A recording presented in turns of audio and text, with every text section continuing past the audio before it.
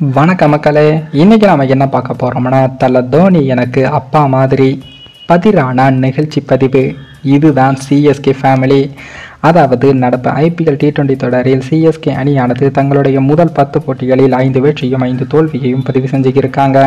இதனால் play off சுற்றுக்கு செல்ல அடுத்து வரும் போட்டிகளில் சிஎஸ்கே வெற்றி பெற வேண்டிய கட்டாயத்துக்கும் தள்ளப்பட்டு உள்ளது. சிஎஸ்கே அணிக்கு இலங்கையைச் சேர்ந்த இளம் வீரரான மதிசா பதிரானா வேகப்பந்து வீச்சு துறையில் நம்பிக்கை நட்சத்திரமாக இருக்காரு.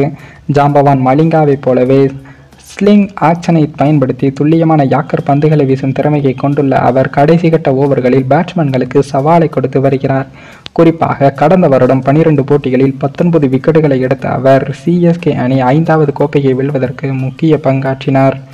அதனால் பொதுவாகவே யாரையும் சாதாரணமாக பாராட்டாத தல தோனி அவர்கள் அவரை அடிக்கடி பாராட்டியிருந்தார்.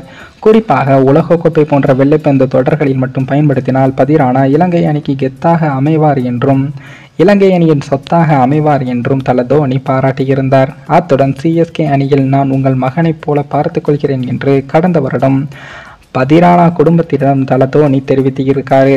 இந்த நிலையில் தான் சிஎஸ்கே அணியில் தல தோனி தம்மை மற்றொரு அப்பாவை போல பார்த்து கொள்வதாக பதிரானா நிகழ்ச்சியுடன் கூறியிருக்காரு.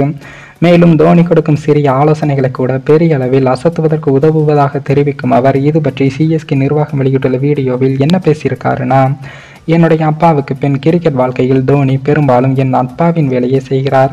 எப்போதும் என் மீது அக்கறையை காட்டும் அவர் நான் என்ன செய்ய வேண்டும் என்பது பற்றிய சில ஆலோசனைகளை கொடுக்கிறார்.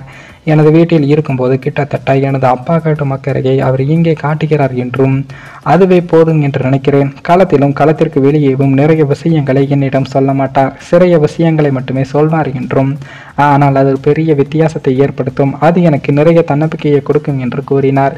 மேலும் இந்த வீடியோ ஏதோ ஒரு விதத்தில் உங்களுக்கு பிடித்திருக்கும் என்று நினைக்கிறேன். நம்ம சேனலுக்கு புதிதாக வீடியோ பார்க்கிறீர்கள் என்றால் மறக்காமல் சப்ஸ்கிரைபர் செய்துவிட்டு பாருங்கள். இன்னொரு வீடியோவில் சந்திக்கும் வரை நான் உங்கள் தமிழ்.